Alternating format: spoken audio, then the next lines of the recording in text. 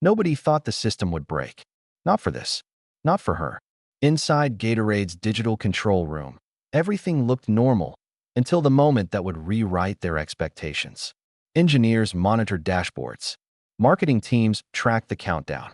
Executives waited, quietly confident, expecting a strong response, but nothing out of the ordinary, yet. They'd handled big launches before, worked with elite athletes, seen spikes in demand, but nothing prepared them for this.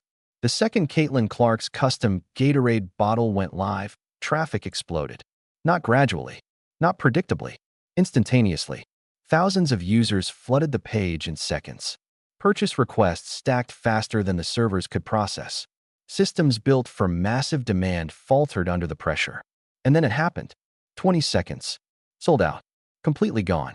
Engineers froze at their screens. Executives stopped mid-sentence. This wasn't supposed to happen that fast. In that moment, one truth became impossible to ignore. Caitlin Clark isn't just popular, she's powerful. But the Gatorade sellout was just the latest sign. The real story began months earlier, when subtle hints first appeared that something about Caitlin was different. Her highlights spread faster than anyone else's. Her clips generated massive engagement. Her name started appearing in conversations beyond the usual audience. Then it escalated. Arena attendance surged wherever she played. Ticket prices climbed. Fans weren't just coming to watch basketball, they were coming to watch her. Specifically, Man, hold on. Y'all getting a lot of free promo over here. Caitlin Clark, Tyrese Halliburton going viral with this new Gatorade content, man.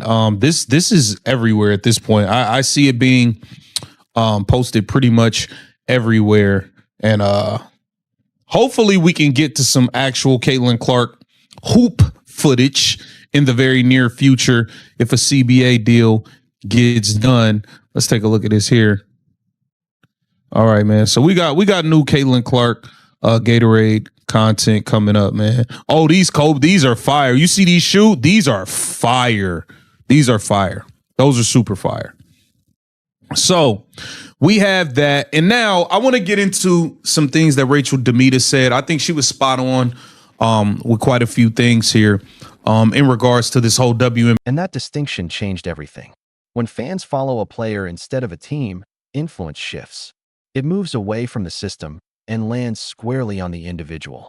Brands noticed it immediately. Nike saw it first. Nike doesn't invest based on stats alone. They invest based on trajectory, on cultural gravity. And Caitlin Clark had it. Not manufactured, not forced, real. Every time she appeared, attention followed. Every time she stepped on the court, conversations exploded. Every time she moved, audiences reacted. It wasn't just support. It was momentum. And in sports, momentum is the most dangerous force imaginable. Once it builds, it doesn't stop. It feeds itself. It grows. It spreads. And soon, it's beyond anyone's control. The website, it had this and it scrolled down. It was like sold out. They literally made it almost like Nike sneakers. Like, I've never seen anything like that before. Hey, damn water bottle. Hey, damn water bottle crashed the fucking site. Like, it's going to sell out in seconds. There are 2,200 Caitlin Clark fans that will spend $20 on anything that says the word Caitlin Clark on it. Like, I know myself. Like,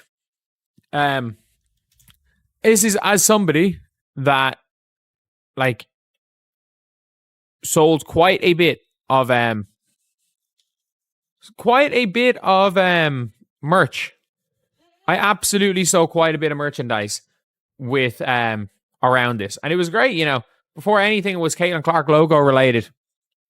And people were searching for things. Man, I made a bit of money from merch. That being said, I stand by this. I still feel like I did make kind of cool merch. It spread beyond boundaries. Even NBA players noticed. Tyrese Halliburton didn't react like someone watching from the sidelines. He reacted like someone witnessing history in motion. NBA players understand influence. They live inside it. They recognize its patterns, and they saw what everyone else was starting to realize. Caitlin Clark wasn't following the traditional timeline. She was accelerating past it. Faster than expected. Faster than predicted. Faster than anyone could control. Brands noticed too. Because brands don't chase hype. They chase attention. They chase connection. They chase relevance. And Caitlin Clark was generating all three at once.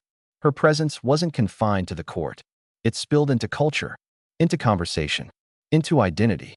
Fans weren't just supporting her performance. They were supporting what she represented: possibility, change, evolution. The Gatorade launch became the moment that revealed everything. It wasn't designed to break records or crash systems. It was just supposed to exist. But fans turned it into something bigger. They waited. They watched. They prepared. And the moment it went live, they acted instantly. Not because they needed the product, but because they wanted connection. Connection to her. Connection to the moment. Connection to history unfolding in real time. 20 seconds. Sold out. Inside Gatorade, the data told a story that couldn't be ignored. This wasn't normal. This wasn't routine. This was elite-level influence, the kind that shifts strategy, perception, and power. Because in sports, power has always followed attention. And now, attention was following Caitlin Clark. Not because it was given, but because it was earned. Organically, authentically, inevitably. The sports world reacted immediately. Media coverage intensified. Analysts debated every implication. Fans amplified the moment across every platform. Moments like this confirm something deeper: belief. Belief that something new is happening. Belief that something important is unfolding. Belief that the future is arriving faster than anyone expected. And at the center of it all was Caitlin Clark. NBA players acknowledged her presence, not with press releases, not with formal announcements, but with respect. Because respect, unlike hype, cannot be manufactured. I've seen in years. And shout out to all of you guys who came and hung out on the live stream. That was so much fun. But there was some WNBA stuff that was going on over the past few days. I'm going to be totally honest with you guys. Covering the WNBA as of late has become more like a chore than it is something enjoyable for me, because we haven't been able to see. And you know, obviously I enjoy covering women's basketball. I cover the NFL as well. I will say, man, this whole CBA situation has drug on for so long. Rachel Demita is not the only creator that I've heard say this. You know, there's a bunch of creators there's a bunch of people who cover the WNBA who have just been turned off, man. You seen Jason Whitlock say he's done. He walked away. You know, Colin Cowherd, these guys are.